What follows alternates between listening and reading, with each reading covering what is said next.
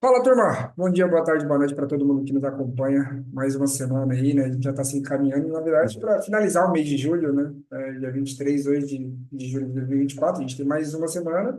E aí a gente já começa o mês de agosto, não tão famigerado. A gente já vem falando do mês de agosto há um tempo, mas ele já começa e aí a gente vai ter que lidar aí com alguns fatores que a gente tem pontuado anteriormente sobre o mercado do boi, principalmente para o mês de agosto, aí, o mês que tem sido cada vez mais crucial e também um mês que aponta normalmente um histórico não tão bom para o pecuarista. Mas antes disso, eu queria comentar, né, que na última quinta-feira, ali no dia 18 de julho, a gente teve a confirmação de um caso de uma doença, da doença de Newcastle, em um frango, né, em uma ave, lá em Antagorda, lá no Rio Grande do Sul, na região do Vale do Taquari, uma ave que foi contaminada pela doença. Novos casos já foram testados, né, três outras aves foram testadas para a doença e não deram positivo, então a gente já teve atualizações sobre o número de casos e continua mesmo após alguns testes, somente esse foco da doença em uma granja comercial lá no município de Antagorda.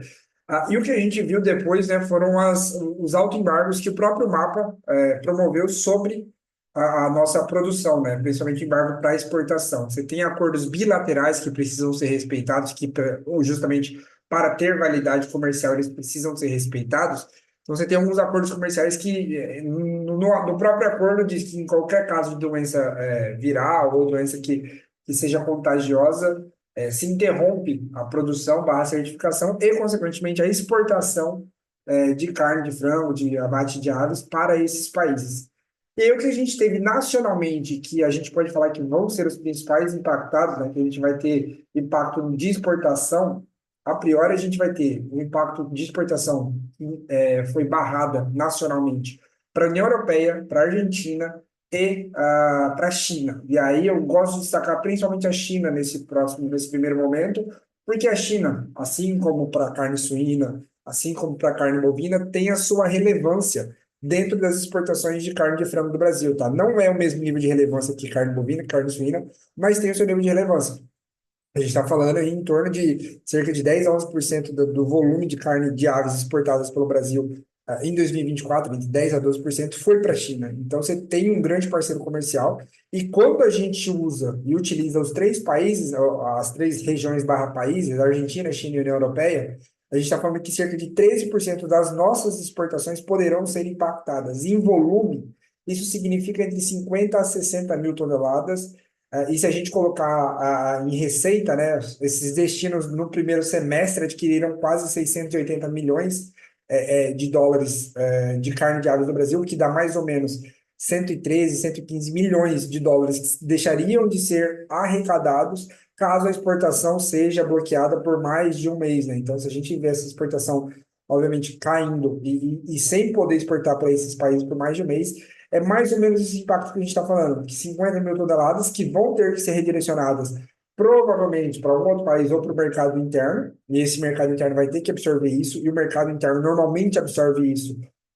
Se tem mais volume, a gente a priori vai falar em queda de preços, então, tanto o frango vivo quanto o frango no atacado paulista, né, o frango resfriado, podem cair sim, e isso pode reverberar sim sobre as outras proteínas animais. Então, se a gente fala que o frango resfriado, que estava no processo ali de recuperação de preço, de melhora de preço, vai voltar a não melhorar, né? Então, se você mantém um preço relativamente estabilizado, ele pode até cair, e, consequentemente, isso reverbera sobre a carcaça bovina, sobre a carcaça suína, a carcaça bovina estava no processo aí, depois de bater o fundo do poço em junho, começava a se recuperar, pode ser que seja atrapalhada por isso, e a carcaça suína, que estava batendo recorde de preço, também pode sofrer um freio por conta disso. É difícil cravar isso, obviamente, nesse momento, qual vai ser o tamanho desse impacto, mas a priori a gente pode falar que sim, a cada dia que se passa, né, a cada semana, principalmente, que se passa, sem exportar para esses 13% aí dos nossos parceiros, dos nossos grandes parceiros comerciais, a gente pode sim ter um impacto sobre a precificação tanto do frango quanto das demais proteínas. E um ponto interessante, né? Esse bloqueio ocorreu na quinta-feira, mas a gente já percebeu uma queda muito grande nas exportações semanais de frango, tá? Então, se antes até a nossa previsão para o mês de julho era de que seriam exportadas 480 mil toneladas de carne de frango durante o mês de julho, a gente já reduziu essa estimativa para em torno de 435 com viés de baixa. Então, a gente pode ter, sim, maiores quedas e, consequentemente, uma exportação de frango que já enfrenta os reflexos dessa paralisação na certificação para esses países, né, para a Argentina, China e União Europeia. Além disso, né, tem até no nosso relatório que ficou disponibilizado aí para todo mundo que queira, lá na nossa plataforma freemium, que a gente gosta de falar, né, plataforma gratuita, todos os países que bloquearam ou estadualmente ou regionalmente, né? Então, teve países que só bloquearam o Rio Grande do Sul. Então, você pega aí, o Chile bloqueou no estado, a Arábia Saudita bloqueou o estado, e aí você vai ter o Canadá bloqueando só a região, em torno de 10 quilômetros de onde foi o caso, ou só o município de Antagorda, ou então, no caso do Japão, pediu um bloqueio de 50 quilômetros de raio. Então, assim, o processo natural do que a gente está vendo dentro dos acordos bilaterais e dos acordos comerciais que foram feitos está acontecendo. E agora é uma questão de tempo, né? O alto embargo, né? A promoção do alto embargo é justamente para mostrar que a gente tem transparência, que é para justamente garantir a segurança de todo o processo e garantir o pleno cumprimento dos acordos bilaterais e comerciais para que eles tenham validade, de fato, perante os outros países. E aí, a gente já vai entrando, né, no que a gente teve de exportação de carne bovina, e eu acho que isso a gente já pode começar a falar aí, provavelmente de um recorde histórico para as exportações de carne bovina durante o mês de julho, tá?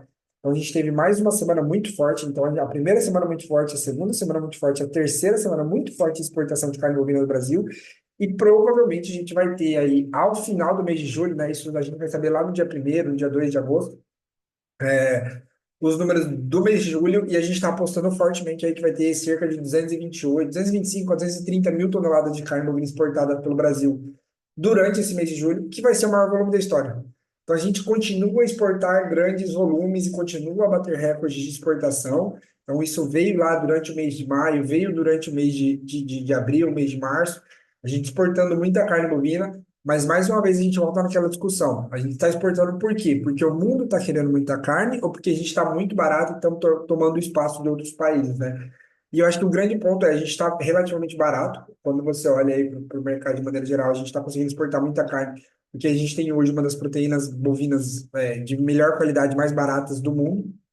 E, consequentemente, os países estão olhando isso e preferencialmente escolhem, ao invés da carne bovina, da carne suína ou da carne de aves que eles compravam por determinado preço, optam por carne bovina ou então aumentam o seu consumo. E é o que a gente está vendo agora, uma grande exportação de carne bovina, justamente porque a gente está bem barato. O mundo está demandando bastante. Nesse momento, e se a gente coloca em perspectiva, é porque hoje a gente vende basicamente a nossa carne bovina para o mercado externo ao mesmo preço que a gente vendia 5 anos atrás, né? Então, se a gente está voltando no tempo em 5 anos, em dólares por tonelada é o mesmo preço. Então, é uma das motivações para que a gente consiga exportar grandes volumes. Pois bem, eu acho que da parte de mercado externo e mercado internacional, a gente pode citar esses dois fatos aí que são bem relevantes para a cadeia pecuária. E eu já vou trazer para a discussão para a gente falar um pouquinho sobre preço. Eu vou trazer a Laurinha aí para ela falar um pouquinho sobre o que a gente está vendo no mercado de futuro, mercado físico do boi gordo. O mercado está se movimentando aí, Laurinha, principalmente no futuro, né? A gente está vendo que teve uma movimentação um pouco mais clara no futuro e o físico meio que paradão, né? Mas pode trazer o que você está vendo. Exatamente, Iago. Boa tarde aí a todos, bom dia, né? Quem está nos ouvindo, nos acompanhando sempre aí. Bom, o mercado está andando um pouco de lado já há basicamente 2, 3 semanas, no físico principalmente, né? A gente viu o mercado se aquecer bem aí desde a da segunda quinzena de junho até o iniciozinho de julho, o mercado mais otimista, né? Passando realmente por valorizações mais expressivas, mas já tem um tempinho que a gente vê esse mercado meio estagnado, andando de lado, as escalas, principalmente nessa última semana, estagnaram também, pararam de cair. Então, é um indicativo interessante para a gente também, né? As escalas, elas dão uma sensibilidade muito grande em relação ao conforto da indústria, né? Se a indústria está bem abastecida, digamos assim, ou não. Então, a gente tem visto aí essas escalas não reduzindo mais, né? Como uma forma, de fato, de nos dizer que, ó, a oferta de animais, ela estava menor, a indústria estava com dificuldades de comprar mais, mas agora parece que não está tendo mais tanta dificuldade de comprar. O que eu tenho observado, né? A gente de fato viu uma oferta mais reduzida aí nesses últimos dias, no último mês, vamos falar assim, né? Até o próprio junho mesmo mostrou já para a gente uma oferta menor em relação ao que a gente teve em maio. E a gente teve de fato tem observado de fato essa oferta um pouco menor para a indústria. Na última semana, nas últimas 2 semanas, eu tenho visto esse movimento, inclusive, da indústria ir mais atrás do pecuarista, contactar mais, tentar mais ser mais proativo nessas compras. A grande questão é, eles estão precisando mais de animais, mas não estão pagando mais. Então, isso tem travado o preço. Por mais que a oferta tenha tido uma redução de fato aí, a gente não tem observado isso refletir, pelo menos não nas 2 últimas semanas, consideravelmente mais, e uma valorização dos preços da arroba. Então, a gente tem visto os preços no mercado físico andando de lado. Hoje a gente fala num preço do boi China São Paulo aí na casa de 232, um boi comum na casa de 220, 225, né? Mais ou menos nessa casa que a gente tem observado. O CPEA está firmando aí na casa dos 231, flertou aí com os 232, né? Mas tem ficado nessa casa. Muito possivelmente a gente vai ver o contrato se encerrar nesses níveis de preço. O Júlio hoje está acreditando que ao final do mês a gente vai ter um boi, né, base CPEA, né, próximo ali dos 231. Agora, né, no último momento que eu peguei, estava 230 e 65.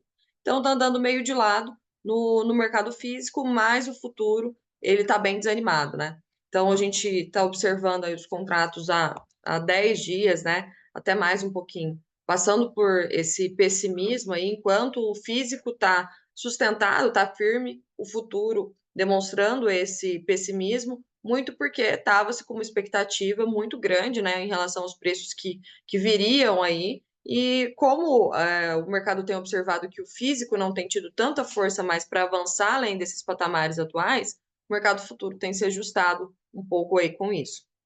Um ponto que eu tenho observado, que na minha visão tem trazido aí para a gente essa dificuldade de ultrapassar esses patamares atuais, é que as indústrias têm feito muito acordo com os pecuaristas. Então, se a indústria, né, se a planta, determinada planta tem uma demanda de compra de 1.000 cabeças dia, eles fazem acordo com alguns pecuaristas, né, ou via termo, ou às vezes contrato ali, que às vezes nem é com preço fixo, né, porque a gente fala um pouco mais do termo em relação, quando a gente consegue travar o preço também.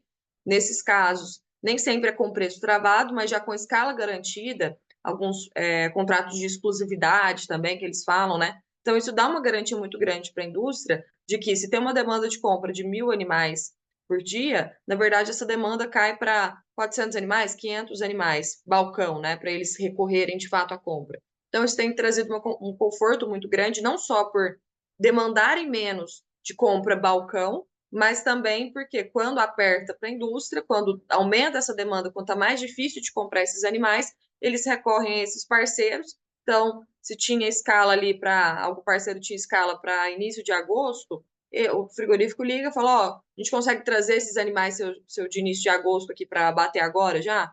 Então, muitos têm feito isso, o que faz com que a gente não veja, de fato, um encurtamento tão significativo das escalas e, consequentemente, uma necessidade tão grande de compra e que levaria aí os preços a subirem, né? Então, acho que esse é um dos grandes fatores que tem levado a esse conforto para a indústria, além, obviamente, dessa oferta muito abundante que a gente está tendo no cenário mais macro, né? Tirando essas oscilações mês a mês que a gente tem observado aí, que reduziu um pouquinho a oferta de fato, mas quando a gente abre um pouco mais a visão e olha no macro comparado aos abates que a gente está tendo esse ano em relação ao ano passado, a gente vê que a oferta continua muito abundante.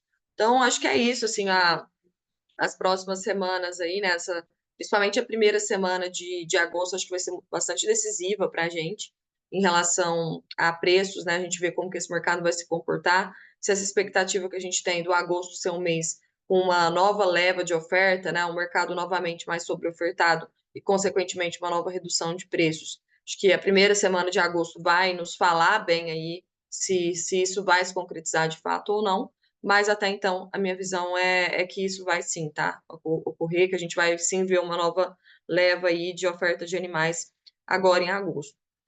E aí eu acho até um ponto interessante para falar um pouco, pensando mais no longo, né, ou no médio prazo, do outubro. A gente vê o outubro agora na bolsa abaixo dos R$ 239. Peguei agora o outubro aqui, estava 238,95, né?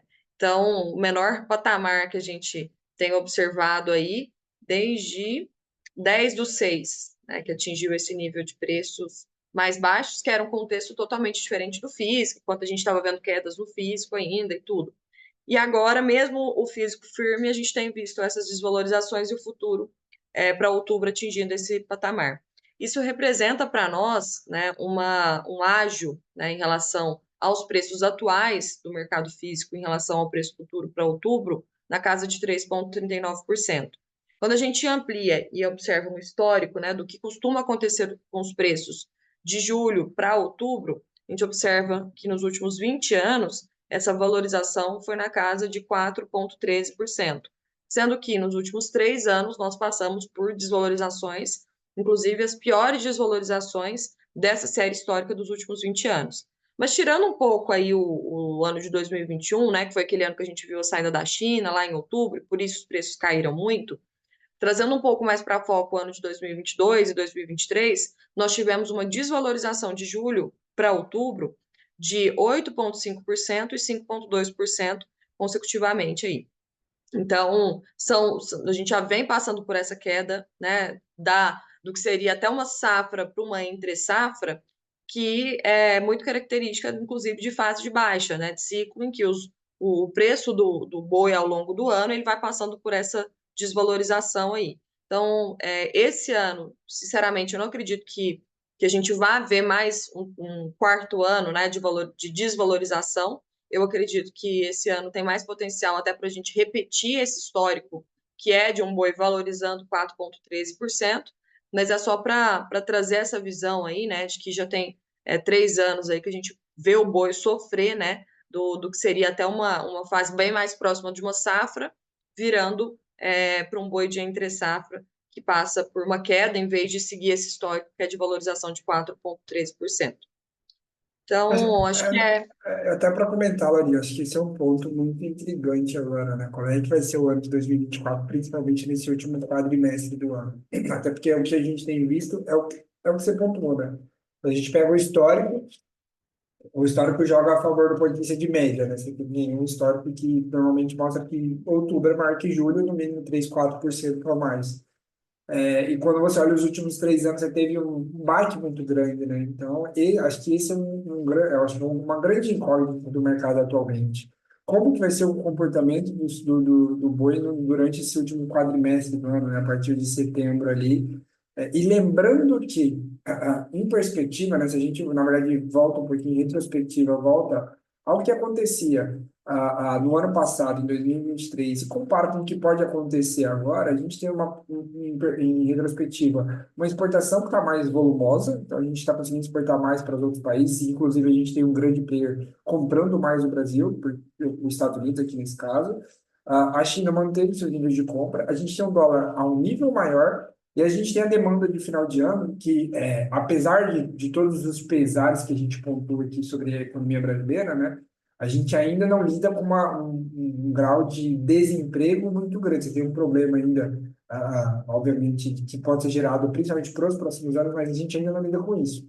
E aí, levando tudo isso em consideração, levando em consideração também que o volume de oferta parou na casa dos 3 milhões, 3,2 milhões de cabeças, será que a gente vai ter realmente preços que nem cheguem perto da realidade do que foi ao final do ano passado? Lembrando que em dezembro, né, ali final de novembro e início de dezembro, a gente tem preços referências de R$ 250. Então, esse é o grande questionamento, né? Não tem bola de cristal, o curto prazo é muito mais difícil de acertar do que vai acontecer no longo prazo, a gente está contratando um problema de longo prazo, mas essa resposta de curto prazo é uma resposta que eu acho que vai dar é o que vai dar uma mexida no mercado nesse momento. E aí acho que vale a pena ficar atento em como é que vai ser esses próximos 4, 5 meses aí que vão ser, que podem surpreender muita gente, né? Inclusive os próprios operadores de mercado futuro nesse momento aí que estão acreditando que o mercado vai subir nesse momento de R$ 5, né? Daqui até outubro. Então é isso, acho que é bom ficar de olho nos fundamentos, sempre comparando com o que teve aí no passado. Bem, e aí, eu acho que já vou passar a bola para o Stefan para falar um pouquinho de grãos. Stefan, Rodrigo, fiquem à vontade aí para trazer um pouquinho sobre o que está acontecendo no mercado de farelo de soja de grãos aí também, de maneira geral, né? Bom, pessoal, bom dia, boa tarde, boa noite para todo mundo que está nos acompanhando aqui. A gente está tendo algumas movimentações até que já vinham no radar e que a gente vinha ponderando aí nos nossos relatórios, aqui nas nossas conversas semanalmente. Começando aí pelo destaque, né? Acho que o milho, ele deu um sinal de que saiu do fundo do poço, efetivamente, né? A gente está com uma combinação de fatores que trouxe essa sustentação e essa primeira reação do mercado, que está relacionado a uma conjuntura de demanda para exportação nesse momento, né? A gente tem problemas logísticos na Argentina, né? O nível do Rio Paraná limita o carregamento, né? Limita ali a quantidade que um navio pode carregar no porto, nos portos argentinos, e isso acaba impactando em custo, né? Em precificação, né? Se você carrega 10, 15, 20% a menos da capacidade, isso acaba tendo um impacto em custo.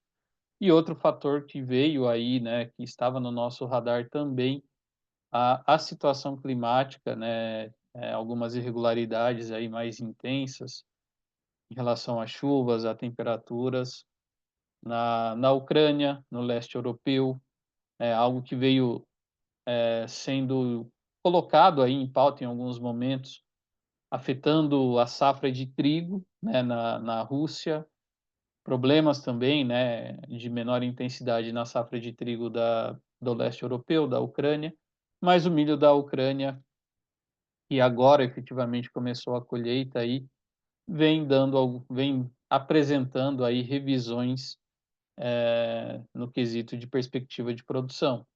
E isso, nesse momento, né, com a Argentina com essa questão, Ucrânia também apresentando um déficit de produção, com a safra brasileira aí chegando a 80% de colheita, bastante produto disponível também, né, logística facilitada, sem grandes problemas, apesar da situação do Arco Norte, né, das hidrovias ter sim algum impacto, mas no Brasil há a possibilidade de fazer um redirecionamento para os portos do Sul, a gente começa a ver os preços nos portos novamente ganharem força. Pela demanda internacional, que vem refletindo na elevação dos prêmios de exportação, e outra, pela conjuntura de dólar, que vem novamente aí flertando com a casa dos 5,60.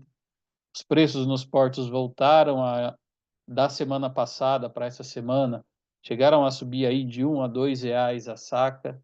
Isso já teve impacto em algumas praças no interior e, aparentemente, né, pelo menos de curto prazo, enquanto a gente tem aí, não entra a safra norte-americana, principalmente, a gente começa a ver o mercado brasileiro ganhando uma sustentação e até mesmo isso trazendo uma movimentação do mercado doméstico que ajuda a equilibrar as forças, né? Por mais que a gente tenha o milho disponível aí, tem uma safra, a segunda maior safra da história do Brasil, a gente começa a ver um apetite de demanda trazendo essa tração para o mercado doméstico. Refletido isso diretamente, né, nos futuros da B3, que acho que o Rodrigo pode trazer aí mais como que foi o detalhamento, mas a gente está vendo aí pelo terceiro, quarto pregão consecutivo, né, o contrato setembro, principalmente, aí, que saiu ali da casa dos 57,50, R$ 58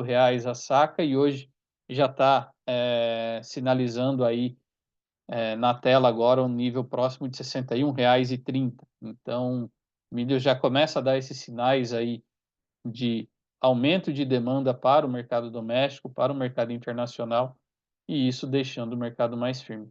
Para a soja, um ponto que vinha chamando atenção foram as baixas recorrentes aí durante o mês de julho, né? Foram soja renovando mínimas aí, o contrato aqui que referencia a nossa safra, né, a safra 24, 25, que é o março, ele chegou a operar aí, né, na casa de 10,70, 10,60 dólares o bushel. Hoje ele está entrando aí num segundo movimento consecutivo de alta, voltando perto ali, né, tentando encostar nos 11 dólares o bushel, já muito próximo dele. O maio 25, que é referência para outras regiões do país, né, tem um plantio mais tardio, também ultrapassando ali, chegando a níveis acima de 11,05 dólares o bushel, começa a trazer aí um sinal de recuperação que é visto como oportunidade para avançar nas fixações, para avançar nas travas. Os preços no interior também voltaram a melhorar, tanto para a soja disponível quanto para a soja futura. Incrementos aí de R$ 3 a R$ 4 a saca. Então já começa a sinalizar aí uma nova recuperação. Mas olhando exclusivamente para Chicago, o que fomenta essa recuperação de agora? Primeiro, a gente teve nas últimas semanas, né, uma aceleração de vendas das posições dos fundos que operam Chicago, né, a gente renovando o recorde aí de contratos vendidos para a soja. A gente tem também um pouco da dissipação do cenário político nos Estados Unidos, né, aquela questão entre o atentado do Trump, que colocou ele, com certeza, colocou ele, né, jogou ele lá entre praticamente garantindo, né, a sua eleição para presidente. A declinação do Biden também trouxe aí, né, nesse final de semana, uma amenização desse risco, por colocar, talvez, aí, não está definido ainda quem vai ser o candidato democrata, mas por colocar um candidato democrata que talvez, né, tenha alguma condição de tirar alguma diferença do resultado do Trump, mas embora, né, o que a gente vem acompanhando é que ele vai acabar levando essa eleição, e isso, em algum momento, né, pelo menos nesse curto prazo, dissipa um pouco aquele risco da guerra comercial, mas ele está evidente, vai depender bastante aí do resultado das eleições, mas que nesse momento ele acaba dissipando um pouco esse risco. Outro fator foi a China, que retirou, né, que na verdade prolongou a tarifa de importação, né, da soja norte-americana. A China cobra uma tarifa de 3% para a importação de todos os países que ela compra soja, e para os Estados Unidos ela prolongou aí até a soja que vai chegar em fevereiro, ou seja, né, quando a gente olha para o programa de exportação de soja do Brasil, que está acima do ano passado, né, 2, 3 milhões de toneladas acima, de acordo com os dados do SECEX. O nosso programa de processamento de soja também está acima do ano passado, com uma safra de soja menor. E se a gente faz um regresso aí dos últimos 6 meses, vendas de soja dos Estados Unidos, que estavam muito ruins porque o mercado estava concentrado no Brasil, a gente pode começar a ver no curto prazo um movimento mais intenso de China comprar soja norte-americana, e isso trazer uma força técnica para uma recuperação em Chicago. Não sei para quanto vai, né? A gente pode ver ainda tocando os US$ 11,50.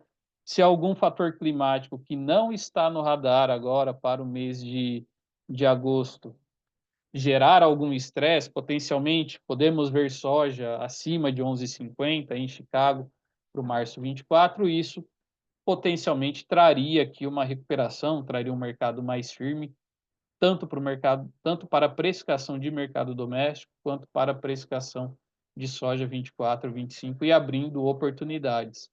Mas a gente ressalta essas recuperações que Chicago vem registrando, né, esses patamares aí de 11 a 11,10 dólares o bushel, podem ser aí as últimas oportunidades, uma vez que o cenário de oferta global ele é abundante, a safra norte-americana está vindo muito bem, reflexo das condições de lavouras de soja e de milho, que estão praticamente estabilizadas ali na casa de 67%, 68%. Então, todo o contexto macro ele ainda é pesado, mas esses repiques técnicos têm que ser visto com atenção para avançar nas fixações, na comercialização de soja disponível e soja futura.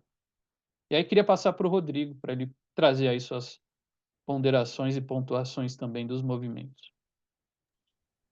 Bom, vamos lá, Stefan. Primeiramente, cumprimentar todos os ouvintes aqui do podcast, iniciando por Chicago, né, até nós tivemos um encerramento de semana de um jeito e esse início de semana com um viés mais positivo, né? No comparativo semanal, se a gente pega entre 12 e 19 de julho, né, até o fechamento da última sexta-feira, iniciando pela soja, ela registrou novas perdas, né? Na semana passada nós tivemos aí renovação de importantes mínimas, olhando para o contrato novembro, que é o mais líquido em Chicago atualmente, representa a entrada dessa safra norte-americana. Ele renovou mínima no dia 18 de julho a 10,32, próximo aos 10,32 dólares o bushel. E agora na tela está cotado a 10,77. Então, nós tivemos esse repique técnico, como o Stefan pontuou, ainda em tendência de baixa no curto prazo. O próximo obstáculo para o ativo é uma média móvel aritmética de 20 períodos, na casa próxima aos 10,80. Então, caso ultrapasse este patamar, a próxima referência para ficar de olho no novembro são os 11 dólares o bushel. Nós tivemos também na última sexta-feira, como de praxe, nós trazemos aqui o reporte do CFTC, né, com o posicionamento dos participantes de mercado, né, especificamente dos fundos de investimento. Nós tivemos uma renovação do recorde histórico, né, na ponta vendedora. Então, os fundos ampliaram as vendas, né, em futuros e opções de soja. A posição atual é de 185.750 contratos vendidos, né, até o dia 16, que é a terça-feira, né? O reporte sai na sexta e ele contempla a posição até a última terça-feira. Para o milho, nós tivemos uma pequena cobertura dessa posição vendida. Então, também depois do recorde histórico na ponta vendedora da semana anterior, nesse reporte do CFTC da última sexta-feira, os fundos corrigiram um pouco, né, esse saldo vendido, mas ele ainda é bem relevante, de menos 343.396 contratos, contabilizando também futuros e opções. O cenário base para o milho também é de baixa, né, analisando graficamente, e nós temos aqui também um viés de recuperação técnica, né, ainda um pouco mais lateralizado no curto prazo. A gente observa aqui tanto o setembro quanto o dezembro, né, este último dezembro, no caso do milho, representa também a entrada da safra norte-americana. O setembro negociando a 4,05 dólares o bushel, e o dezembro um pouco mais acima, na tela agora, às 10h41 da manhã, negociando a 4,20 dólares o bushel. No dia de ontem, né, o Stefan pontuou, nós tivemos aí o reporte do USDA, trazendo as condições das lavouras norte-americanas, um viés de estabilidade para a soja, né, elas ficaram ali estáveis em 68%, né, bem acima do observado no mesmo período do ano anterior, que era 54%. E para o milho nós tivemos uma queda de 1 ponto percentual no comparativo semanal, e atingindo 67%, mas ainda bem acima dos 57% observados em igual período do ano passado. Acredito que esses tenham sido os principais direcionadores. Esse rebote técnico, vamos monitorar, né, se tem essa confirmação por parte dos fundamentos, né, o mercado olhando essa possibilidade de antecipação das compras, né, de uma reação do programa de exportação norte-americano, e acredito que seja esses os principais fatores para Chicago. Trazendo para Brasil, milho B3 recuperando bem, né, voltando a negociar aí na casa dos R$ 61 a saca, contrato setembro, que é o mais líquido. Também há pouco tempo atrás, ainda nesse mês de julho, mais especificamente no dia 9/7, ele atingiu a mínima para toda a série, né, de setembro 24, que foi 56,83, a mínima para o contrato, e agora na tela ele está negociando a R$ 61,05 a saca. Então ele fez um importante movimento de alta, mas aqui sim nós já temos topos e fundos ascendentes, né, a média móvel de 20 períodos, que é um indicador de tendência que a gente gosta de analisar no curto prazo, né, de 20 dias, ela já está inclinada para cima, então a gente pode dizer que o mercado já está com um viés de alta no curto prazo. O próximo obstáculo aí para cima tem um ponto aqui na região dos 61 e 62. Caso recue, caso o ativo volte a recuar, pode encontrar um suporte de preços aí na própria média de 20, que está 58,82 na tela. CPEA no dia de ontem, só para pontuar mercado físico, também apresentou uma recuperação frente à segunda-feira passada, né? Então, no dia de ontem, ele veio a R$ 57, R$ 56 a saca, né? Uma alta aí de pouco mais de 2%, né? Frente aos R$ 56 e R$ 35 a saca da segunda-feira passada. E para a soja é um avanço mais expressivo, né? Passando dos R$ 132 a saca, base Paranaguá, indicador CPEA, na segunda passada, para R$ 138,27 a saca no dia de ontem. E aqui só um destaque, eu puxei agora pela manhã também, né? A troca a relação de troca que a gente vem comentando aí nas reuniões, no mercado disponível, né? No spot, ela ainda está sustentada. Se a gente pega só o fechamento diário do CPEA, né? Entre o boi e o milho no dia de ontem, né? O milho base Campinas, o boi também base São Paulo, tem uma relação de 4,02, né? Se a gente pega os R$ 231,50 arroba pelos 57,56, se a gente analisa essa relação de troca futura, ela já está mais deteriorada, né? Ela já perdeu aí, a gente também vinha comentando, ela estava próxima aos 4, 3,90, e eu peguei agora mais cedo, né? Analisando o boi outubro e o milho novembro, ela já estava 3,69, né? Dado esse contexto de um mercado físico, né, para o boi mais firme, por isso essa relação ela também está mais firme no spot, mas aí o mercado futuro do boi gordo cedeu, o mercado futuro do milho puxou um pouco para cima e nós tivemos essa perda, né, aí de poder de compra, vamos assim dizer, por parte do pecuarista. Não sei se o Gabi tem algum Esse ponto comentário. que você trouxe aí, Rodrigo, sobre essa relação de troca, né?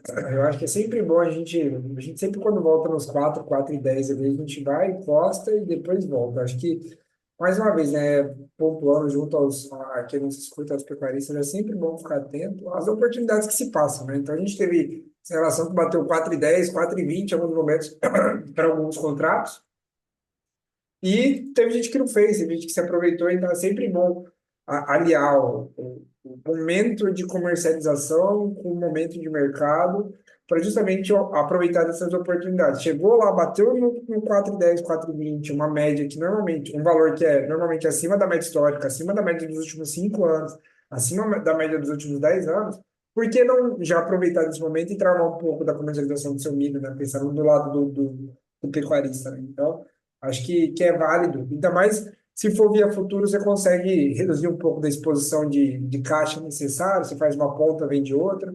Acho que é sempre bom se aproveitar desses momentos aí. Acho que é isso, Rodrigão. A sua parte está finalizada?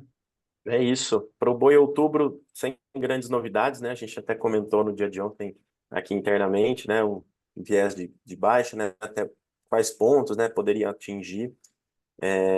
Aqui só uma região importante, né? Não é cravado, mas acho que é uma região também que vale ser monitorada, que ela foi atingida para o vencimento outubro, né? Tanto no início de junho, maio também, que é os R$ 237 a arroba. Então, caso ele siga, né, recuando, hoje renovou mínima, mas está apresentando uma leve recuperação, né, 238,70 na tela agora, mas acho que é um ponto para ficar de olho, né, um viés de baixa no curtíssimo prazo, mas ainda, se a gente amplia aí o horizonte, ele está dentro de uma grande congestão de preços, né, Show de então bola. é algo a ser monitorado só para outubro aí. Show de bola. Show de bola. Bem, pessoal, então acho que é isso. Agradeço mais uma vez a todo mundo que nos escuta, nos prestigia aí. E a gente volta semana que vem. Muito obrigado, Rodrigo. Muito obrigado, Stefano. Muito obrigado, Laurinha. E até semana que vem. Valeu. Bora, turma, boa Valeu, semana. turma. Boa semana. Valeu, pessoal. Boa semana.